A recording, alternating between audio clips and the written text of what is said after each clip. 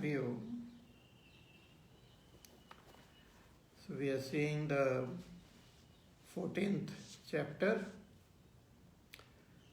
In this chapter, Bhagavan will tell us how this whole creation has taken place and what is the role of these three gunas, because Bhagavan's Prakriti or Maya is Trigunatmika, and these three gunas play a very important role. And if we understand the three gunas properly, we will be able to do our sadhana well. So the whole world is expression of Bhagavan through his Shakti called Maya or Prakriti.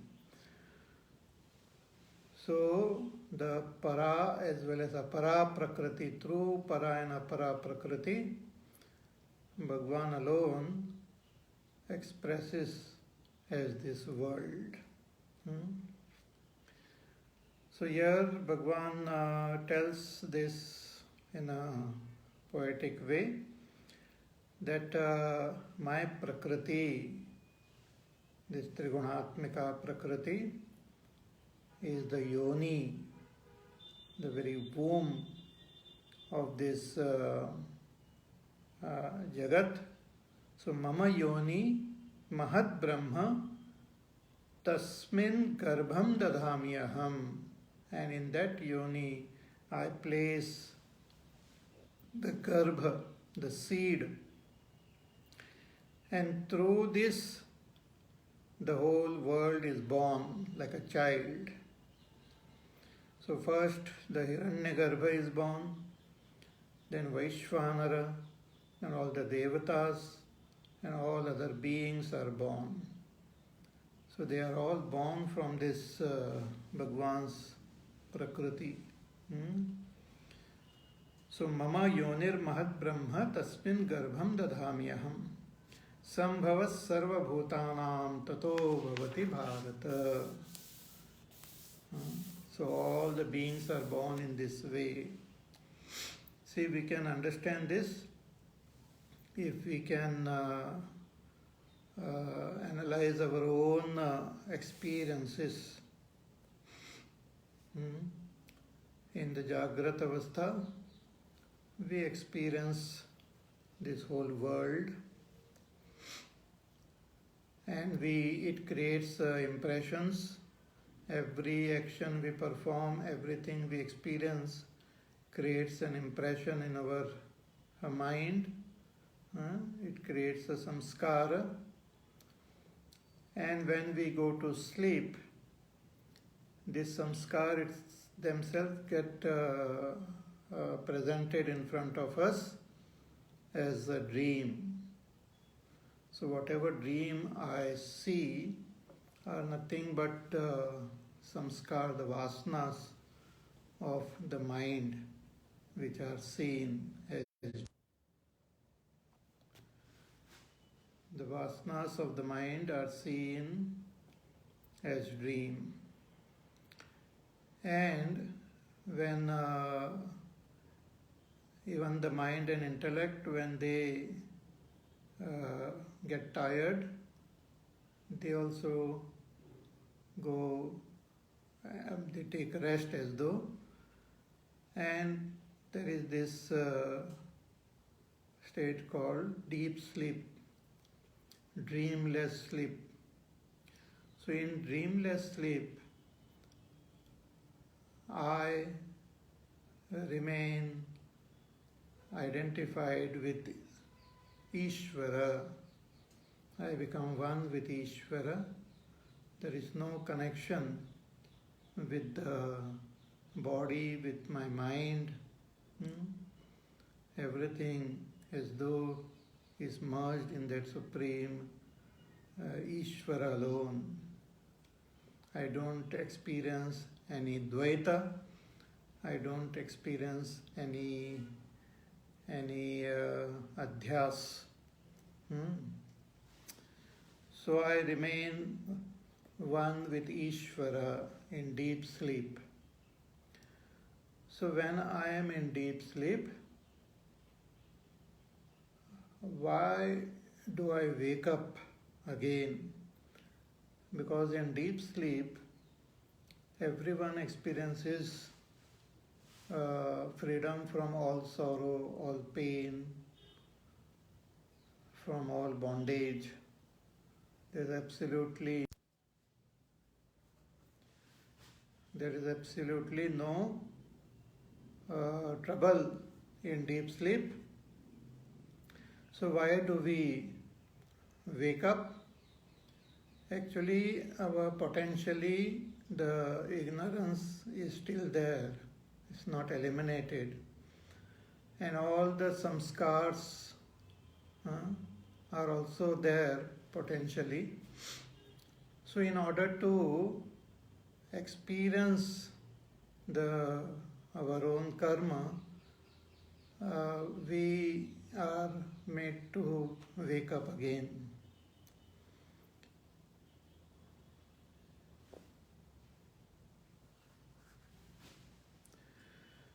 We have to wake up again. We are made to wake up again. So who makes us again come back into this waking state? That is done by Ishvara.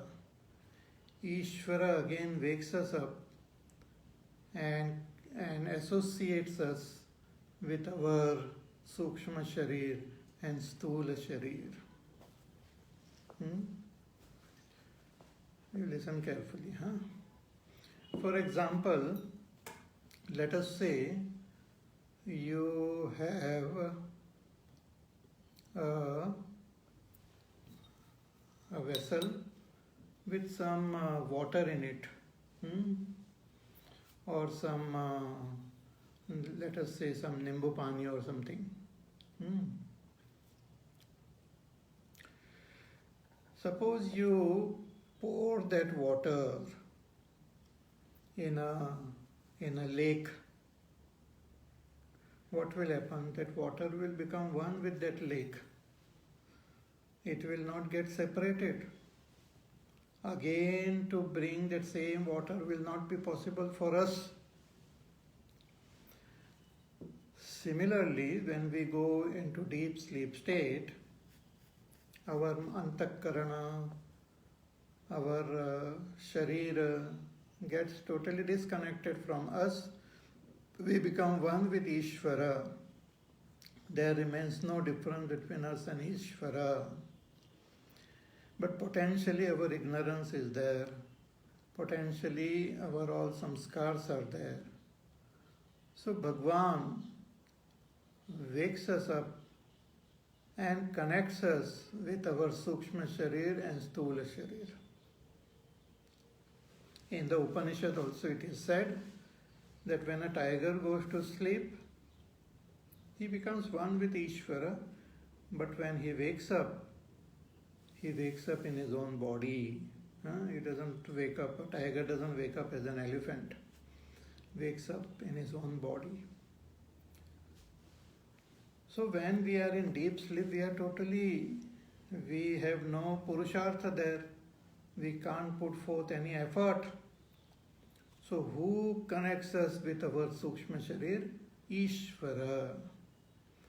And once we get connected to our Sukshma Sharir, Sthula Sharir, then we do our work, we get the result in this world. So what happens at the individual level, same thing happens at the totality level also. So when the whole pralaya happens, the entire creation becomes one with that Ishvara. There remains no difference. The Upanishad says, Sadeva Somya idam agra asit. That before this creation, only Sat alone was there.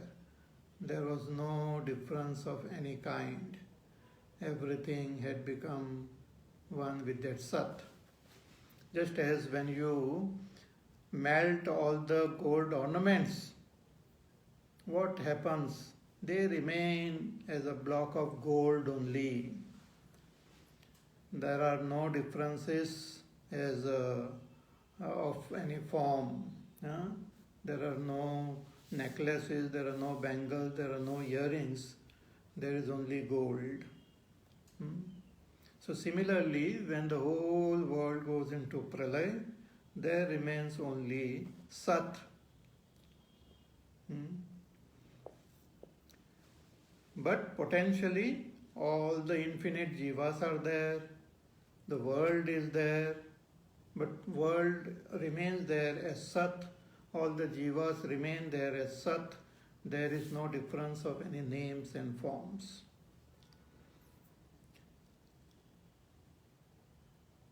But the jivas, their samskars are there which has to be expressed.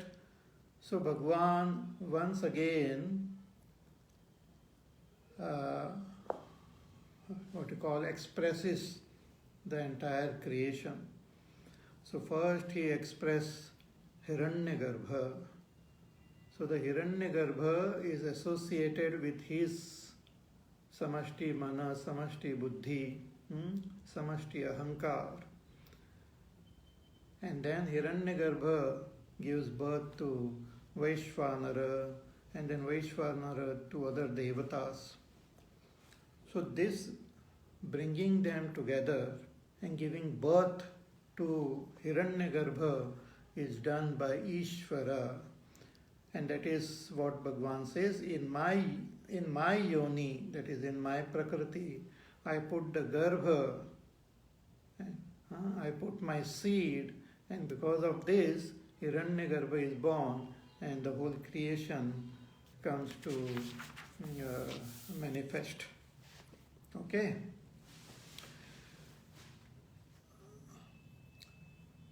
So, we continue to experience this samsara. Even with pralay, our ajnana doesn't get negated, so we are born again. And again we take birth in different life forms and experience this samsara.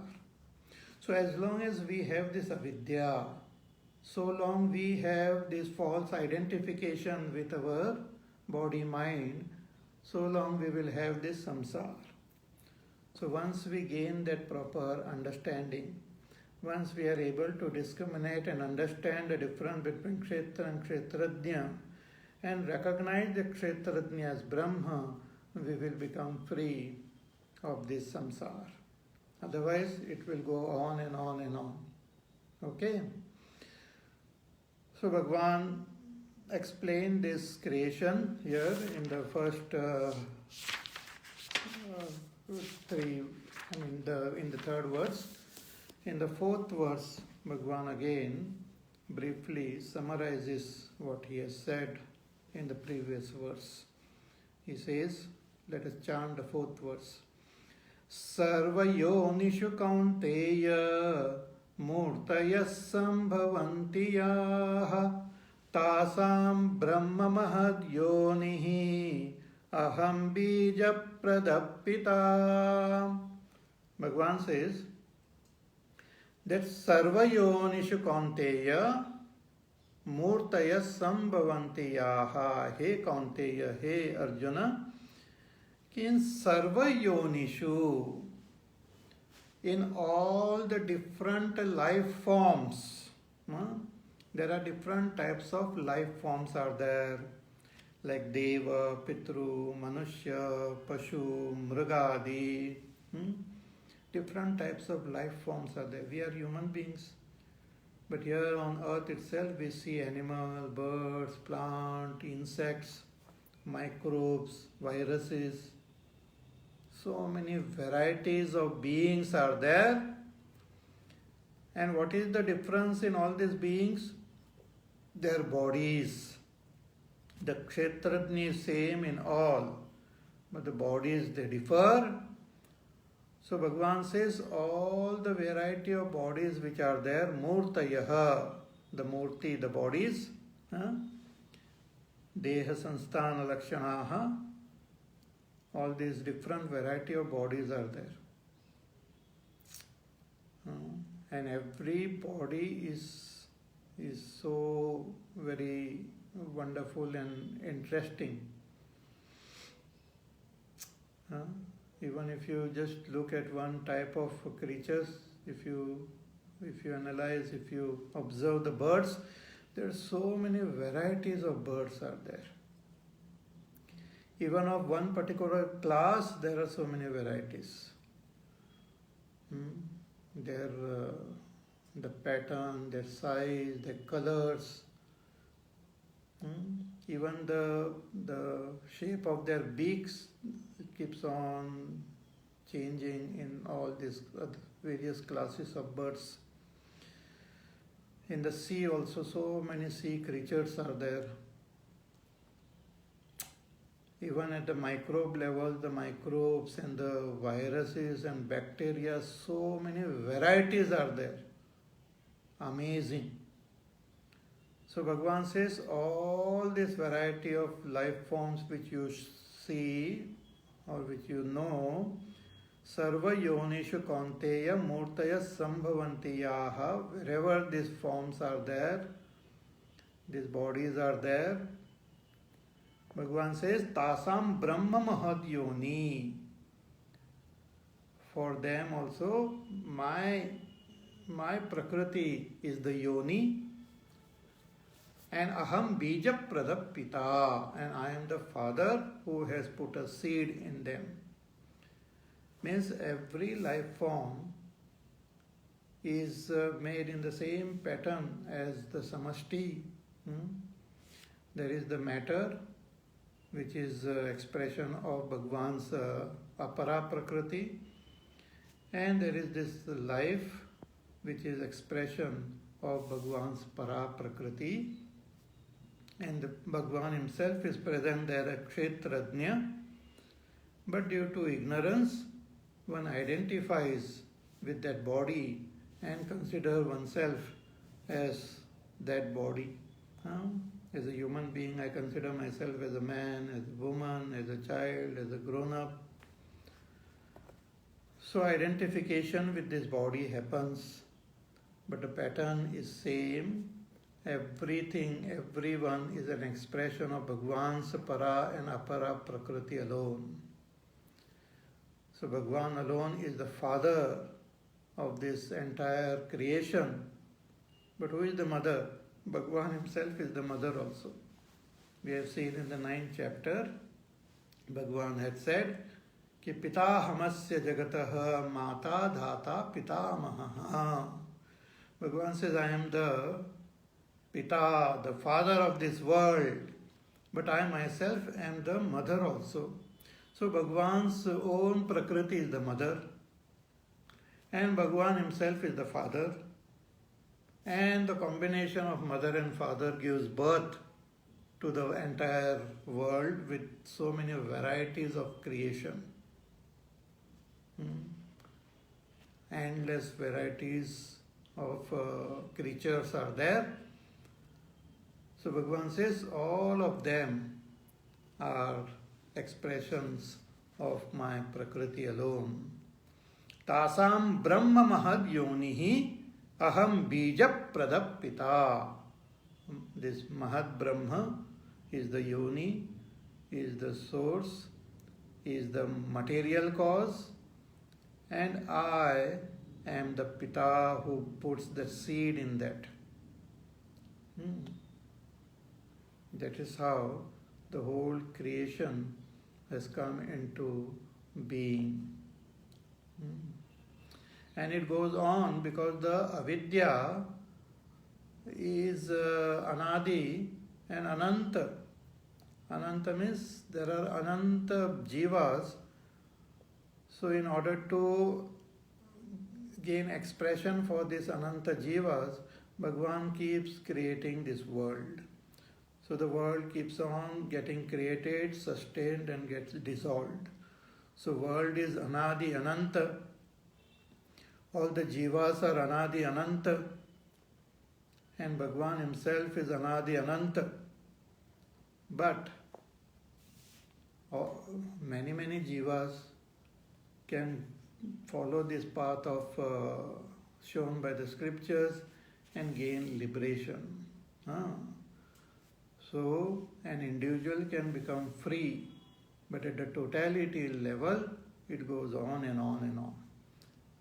Just like our school, when I am born, as I grow, I go to school. So I go to the primary school. Lot of children go to that school. So the school is there which gives the service to all these children. They can go, they can learn. There are teachers, there are all the furniture, there are rooms. So once my primary education is over, I can leave that school. I become free, I become mukta from that school. But the school is not closed down, because there are more children who are coming and getting admitted in that school. Similarly, this whole Srishti goes on and on. Even when billions of jivas get liberated, the whole creation will continue to be there, because there are infinite beings are there. So to cater to these infinite beings, the creation will continuously happen. But we can gain knowledge and become free. Okay? So sarva yonishu kaunteya murtaya sambhavanti yaha tasam brahma mahad yonihi aham bija pradapita.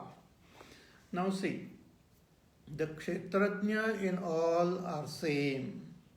I myself am the kshetrajna, Bhagavan says, in all. Kshetrajnam chapimam viddhi sarva kshetreshu bharata.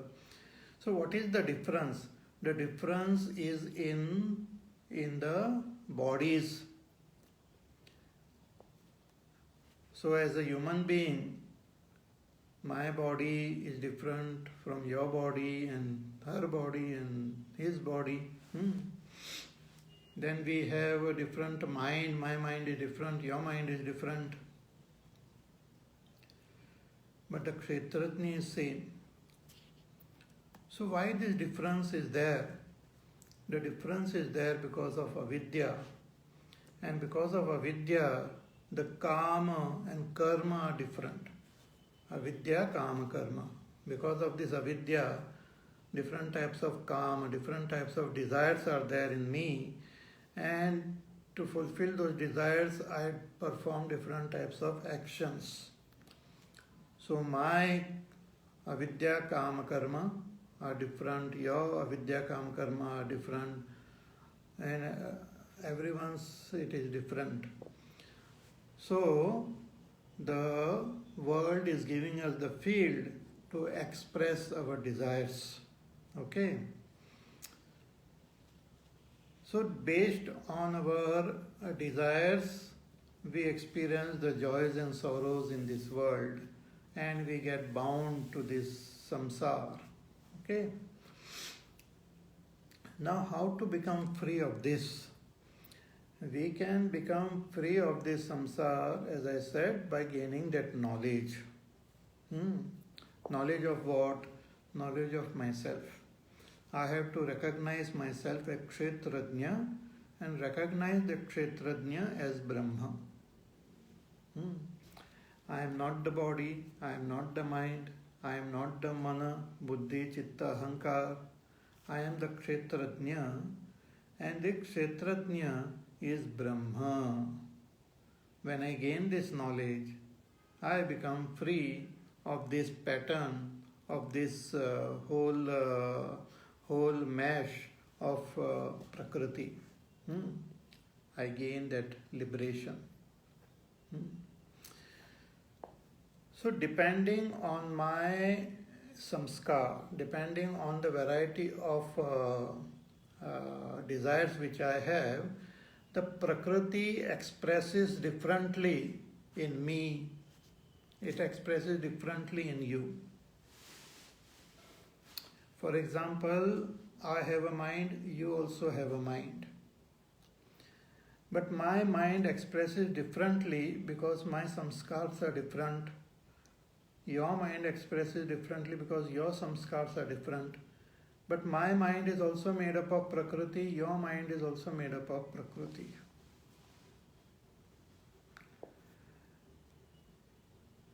For example, we are using this mobile. Let us say I buy a mobile of a particular company and you also buy a mobile of the same company of the same pattern. Two of us buy the same model mobile, same day, of the same company,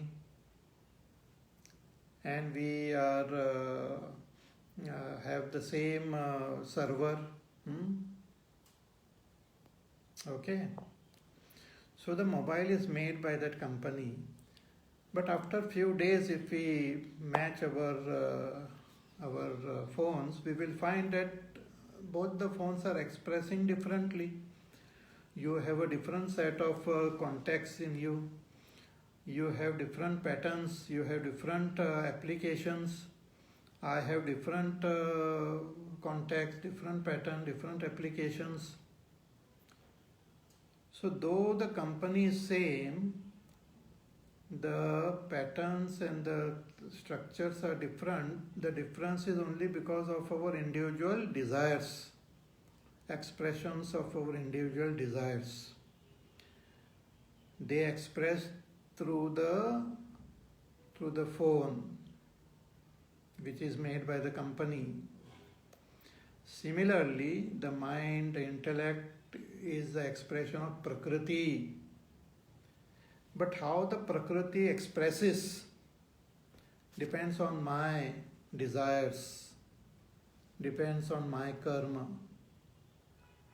So my karma activates the Prakriti differently, your karma activates the Prakriti differently.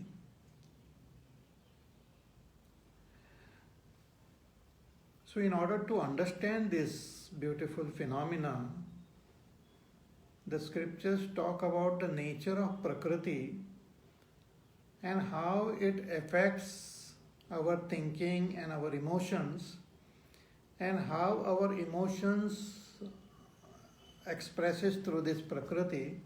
That is very beautifully presented in our scripture. It's a very sublime and very interesting subject. It's the deep psychology which has been presented here. Our Indian, Bharatiya, Sanatana psychology is presented.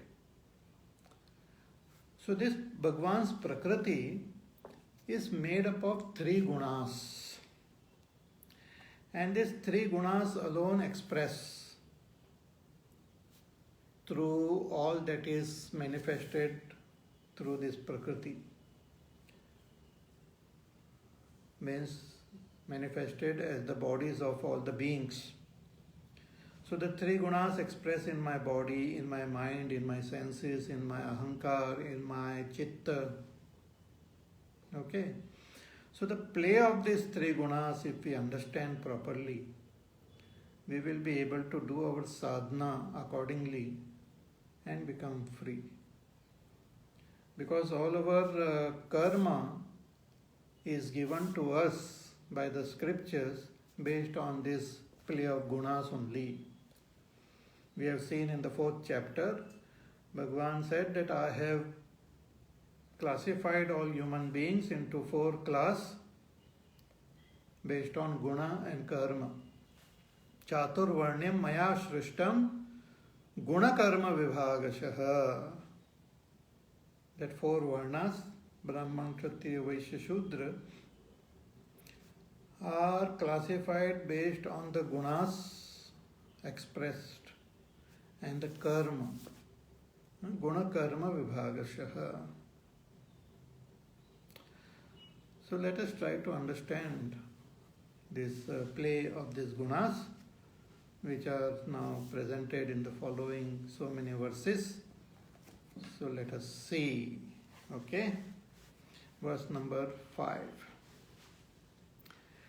सत्वं रजस्तम इति गुणा प्रकृति संभवाः निबध्नन्ति महाबाहो देहे देहिनमव्ययम्.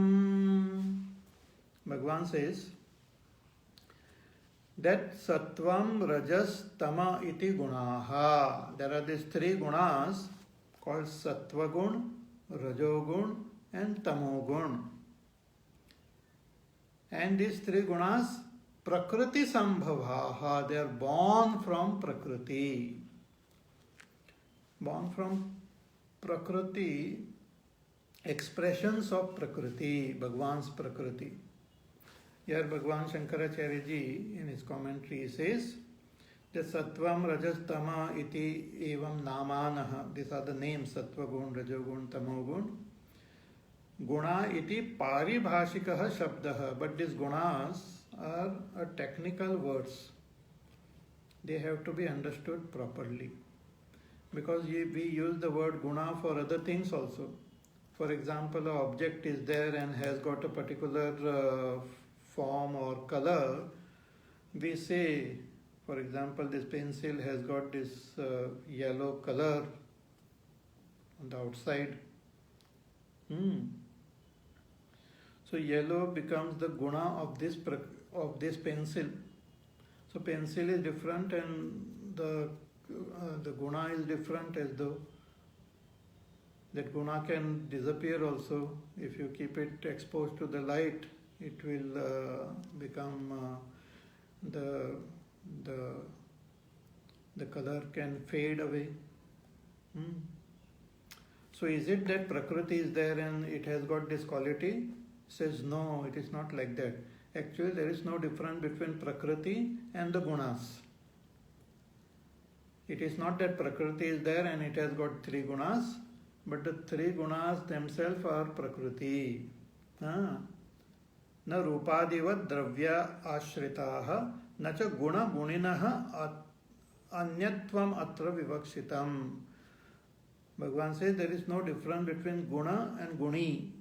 Guni is that Prakriti and guna are these three gunas. They are not different. Means Sattvagun, Tamogun, Rajogun themselves are Prakriti.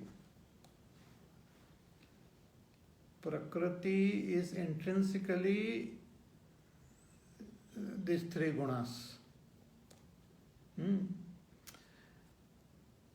And the Prakriti expresses not only as this world, but also expresses in everything along with these three gunas. And that is experienced by a living being. So our body, our mind, our intellect is expression of Prakriti, and in that body, mind, intellect, there are expressions of these three gunas also. And these three gunas keep on fluctuating. They keep on expressing in a dynamic way.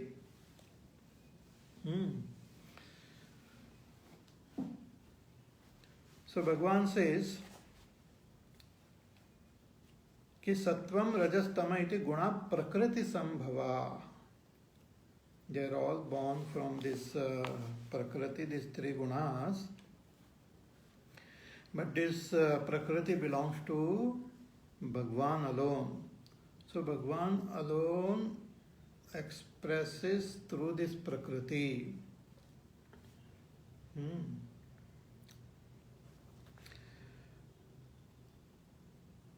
And this prakriti depends on Bhagavan. It is not independent. It depends on Bhagavan, and Bhagavan alone is expressing through this prakriti. But when Bhagavan expresses through this prakriti, he as though appears like the prakriti. He as though appears like the prakriti.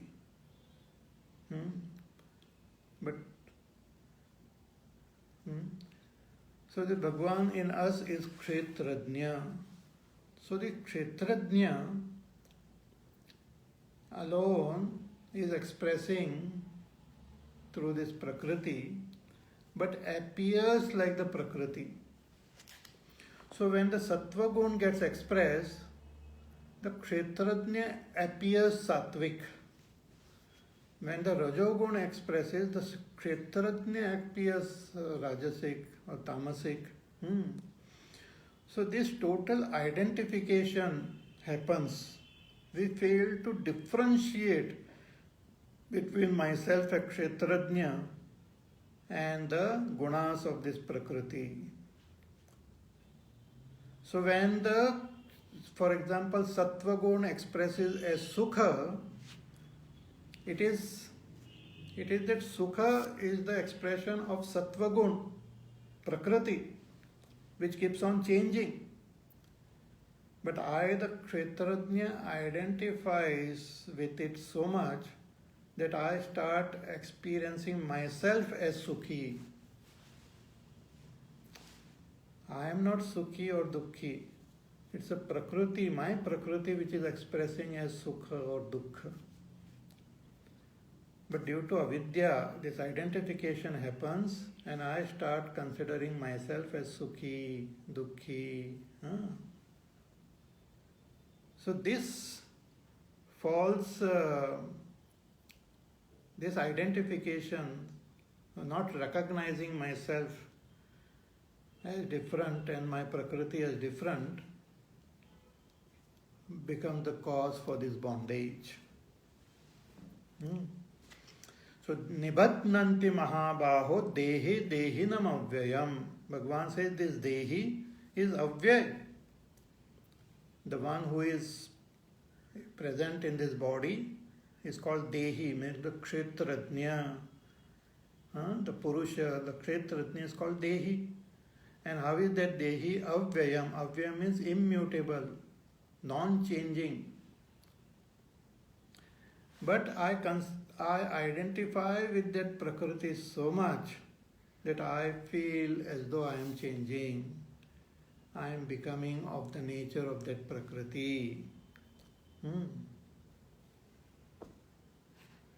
And that notion itself becomes our bondage.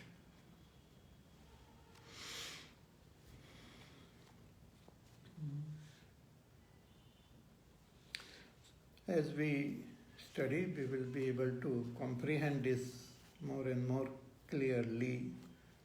Okay? So, Sattvam, Rajas, Tama iti guna prakriti sambhava. So, all these three gunas are born from Prakriti. And Nibatnanti Mahabaho, He Mahabaho, He Arjuna, Nibatnanti, they bind. They bind whom? Dehinam. This Dehi, Atma, is bound, who is present in this body. Dehe, Dehinam, Avyayam, this Avyay Atma who is there, as though gets bound, as though. Nibatnanti Iva, as though gets bound to this Prakriti. Shankaracharya ji, he writes, कि देहे शरीरे देहिनम देहवंतम अव्ययम अव्ययत्वम च उक्तम अनादित्वात् इत्यादि श्लोके. This Dehi was told in the 13th chapter also as Kshetrajna, as Anaditvat, Nirgunatvat, as Anadi, Nirguna. That Kshetrajna appears to be bound by these qualities, these gunas of Prakriti. For example, this Akash. Akash has got, Akash is infinite. Akash has got no color. And Akash has got no shape. Akash has got no color. Akash has got no shape. But when we look during the day, the Akash appears blue. And we actually talk about Akash as blue. Neela Akash. And it appears to be spherical in shape. On the horizon we see it as though like a sphere touching the horizon. So though Akash is free from shape and form and color, it appears to have a particular shape and particular color because of its association with the light and with the dust. It appears blue. Similarly, the Kshetrajna is Nirguna, Nirakar, Avyaya. And Prakriti has got these gunas, Sattva gun, Rajogun, Tamogun. So Sattva gun expresses as Sukha. But I fail to differentiate, and when that Sukha gets expressed, I, the Kshetrajna, I start thinking that I am Sukhi. That is called association, that is called adhyas. So such adhyas, when it happens, it binds us to this samsara. So nibadnanti mahabaho dehe dehinam avyayam. And whether it is the sattvic expression of Prakriti or Rajasic or Tamasic, all three they bind. We identify with this Prakriti and get bound. So nibadnanti mahabaho dehe dehinam avyayam. So in order to become free of this bondage of Prakriti, means bondage of these gunas, because identification with these gunas alone become the cause for our future births. That Bhagavan had said in the 13th chapter also, that karanam guna sangosya sadasad yoni janmasu.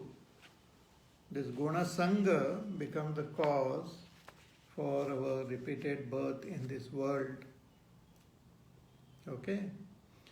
So we have to understand exactly what is the expression of these gunas and how do they function. So if we understand them properly, we will understand ourselves as the sakshi of these gunas. See, again go back to the 13th chapter. There Bhagavan had said that the highest sadhana is to meditate. Dhyanen atmani pashyanti kechid atmanam atmana. That some recognize themselves through dhyana. What is dhyana? To meditate on Kshetrajna as Brahma. Means I am Brahma. That is dhyana. But this dhyana is possible if I can separate the Kshetrajna from this Prakriti. Otherwise I will meditate on the expression of Prakriti as Brahma. I should be able to meditate on Kshetrajna as Brahma.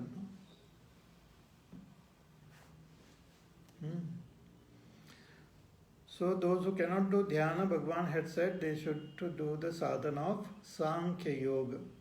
And what is Sankhya Yoga? To understand the play of Prakriti as these gunas.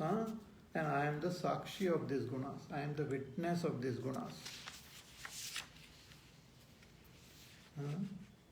Finally, in this chapter itself, Bhagavan will tell us that all the actions are done by the gunas. Nanyam gunebhya kartaram yada drashtanupashyati gunebhyasya param vetti mad bhavam sodigachyati. One who understands that all the activities are being done and in the field of gunas, and I am not the doer. And when I recognize myself as not a doer, all the actions are happening in gunas, I will become free of this bondage. So in order to help us to distinguish between the gunas and myself, Bhagavan elaborately discusses the qualities of these gunas and how they affect the mind, etc. So if we understand this, we can separate ourselves from these gunas. Again, to give example of the space, as I said, space itself doesn't have a color. So if we can understand this color is due to light and the dust, but space is different. When the lots of clouds are there, the space doesn't become cloudy. Space is untouched by the clouds, untouched by the light, untouched by everything.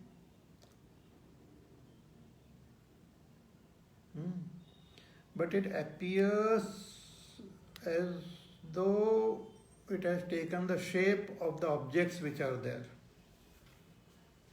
Like when the pot is there, the space appears to have taken the shape of the pot. But really speaking, the space doesn't take any shape. Space doesn't have any form. It doesn't take any shape. Similarly, the Kshetrajna appears to have taken the shape of the gunas. But really speaking, the Kshetrajna is Avyaya. So in order to understand and separate ourselves from these gunas, we have to understand the way the gunas function. Therefore, this chapter is there. So after generally telling us that these three gunas, sattva gun, rajogun, tamogun, and they bind us, nibadnanti mahabaho dehi dehi namavyayam, they bind dehi, the kshetrajna. Each of them bind differently. The sattva gun bind differently, the rajogun bind differently, tamogun binds differently. So how do they bind? What is the characteristic of each of these gunas? That Bhagavan will tell us. So first he tells about the sattva gun in the next shloka. So let us chant shloka number 6. Tatra sattvam nirmalatvat prakashakamanāmayam sukhasangena madhnāti jnānasangena chānagha. Bhagavan says कि तत्र सत्वम, this sattva gun of prakriti is nirmalatvat. It is called sattva because it's nirmal. Nirmal means clean, pure,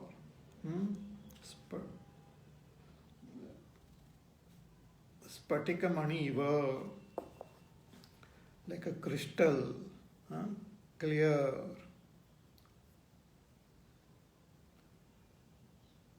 So the sattva gun is so clear that what you call there, it totally merges with that kshetrajna like anything. It's absolutely clean, clear. It's like if you have a window pane and you are looking outside. If the glass, that pane is very, very clean, of a highest quality, then you can see the outer world very clearly. There will not be any hindrance. Similarly, the sattva gun by nature is very clean, very pure, very, very clear. So the kshetrajna expresses most beautifully through the sattva gun. Though Kshetrajna, and the qualities of the gunas are different, and the nature of Kshetrajna is different. But Kshetrajna expresses beautifully through the Sattva guna. So tatra sattvam nirmalatvat. Sattva guna is nirmala. And prakashakam, and brilliant. Prakashakam. It has a brilliance. And anamayam, free from all defects. Pure, bright, brilliant, free from all defects. That is the very nature of Sattva Guna. But that is also Guna. It's also expression of Prakriti. But it's a pure expression of Prakriti. So when the Kshetrajna gets associated with this Sattva Guna, that is also association only, that also leads to bondage. But here the expression is pure. So the nature of that Sattva Guna, nature of Kshetrajna gets expressed more beautifully through the Sattva Guna.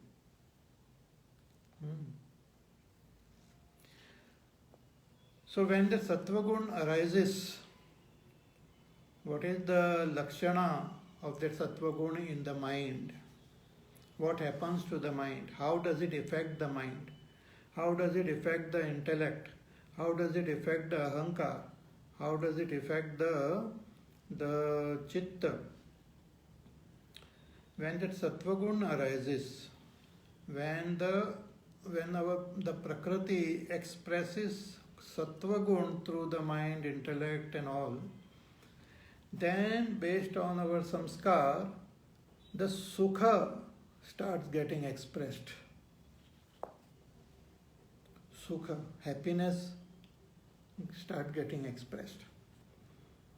And Jnana, knowledge, awareness, knowledge start getting expressed. See, to understand this, let me give the example of the seasons. Our Pujya Gurudev used to call this gunas as seasons. So let us say the Vasanta Rutu. In Vasanta Rutu, spring, lot of beautiful flowers start getting manifested.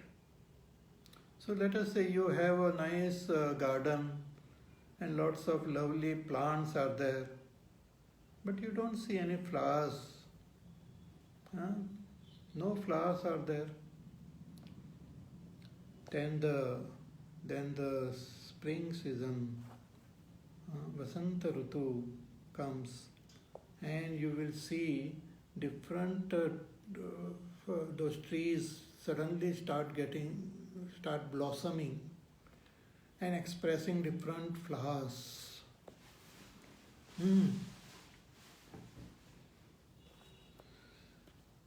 So the flowers will get expressed according to the samskar of the plant, but it will get expressed only when that season is conducive. Otherwise it remains hidden. Similarly, in our antakarana, there are good, bad, indifferent, all sorts of samskars are there, which we are carrying from our past lives. But when that Sattva Guna start getting expressed, when Sattva Guna manifest, then those Sattvic samskaras start getting fructified. And we start experiencing joy, we start experiencing peace, we start experiencing faith, we start experiencing understanding. which is already there, but they were not getting manifest. But when that sattva gun presents, then all this start getting manifested. It's very interesting. When rajogun start expressing, then the different type of thought patterns start getting expressed through us. And when tamogun becomes predominant, then those type of thoughts and emotions start getting expressed. वो अंदर है सब, हमारे अंदर सब मसाला है. So tamogun create that type of thought pattern. And whatever thought patterns are there, we identify with them and start thinking, I am sukhi, I am dukhi, I am sleepy, I am forgetful, I have this desire, I am angry. So Bhagavan says, Sukha Sangena Vadnati Jnana Sangena Chanaga. This Sattva Gun also binds us if we cannot differentiate between the guna and the sakshi of this guna. If we cannot differentiate between guna and the kshetrajna, then we misunderstand and get bound. So the sattva gun binds us through attachment to sukha and to jnana. Both the sukha and jnana are expressions of our antakarana in the presence of sattva gun. So sukha sangena vadnati jnana sangena chanaga. Katham Bhagavan Shankaracharya writes, Sukhi aham, that I am sukhi iti vishaya bhutasya sukhasya vishayini atmani sansleshapadanam mrusha eva sukhe sanjanam iti. Though the sukha is the quality of the kshetra, sukha is the quality of the mind, sukha is the quality expressed through the prakriti, but I start thinking that I am sukhi. Bhagavan says this is because of avidya, this is because of adhyas, caused by avidya. And when we have this identification, we get bound even by sattva gun. More about this we will see in our class tomorrow. And I hope you have understood what I expressed. If you have any questions, you may write them in the comment section. If you don't write any question, I will assume that you have understood. Or if you have understood, you can at least express that, yes, I have understood. Okay? More about this we will see in our class tomorrow. Till then, you take care, be happy, safe, peaceful, healthy, do your work, do your sadhana, and we shall meet again tomorrow. Hari Om. Shri Ram Jaya Ram Jaya Jaya Ram. Shri Ram Jaya Ram Jaya Jaya Ram. Shri Ram Jaya Ram Jaya Jaya Ram. Shri Ram Jaya Ram Jaya Jaya Ram. Shri Ram Jaya Ram Jaya Jaya Ram. Shri Ram Jaya Ram Jaya Jaya Ram. Shri Ram Jaya Ram Jaya Jaya Ram. Shri Ram Jaya Ram Jaya Jaya Ram. Shri Ram Jaya Ram Jaya Jaya Ram. Shri Ram Jaya Ram Jaya Jaya Ram. Shri Ram Jaya Ram Jaya Jaya Ram. Shri Ram Jaya Ram Jaya Jaya Ram. Shri Ram Jaya Ram Jaya Jaya Ram. Shri Ram Jaya Ram Jaya Jaya Ram. Shri Ram Jaya Ram Jaya Jaya Ram. Shri Ram Jaya Ram Jaya Jaya Ram. Jaya Jaya Ram. Jaya Jaya Ram. Boliye Siyava Ramachandra Bhagwan ki Jai. Om Purnamada Purnamidam Purnat Purnamudachyate Purnasya Purnamadaya Purnameva Vasishyate. Om Shanti Shanti Shanti. Harihi Om Shri Gurubhyo Namaha.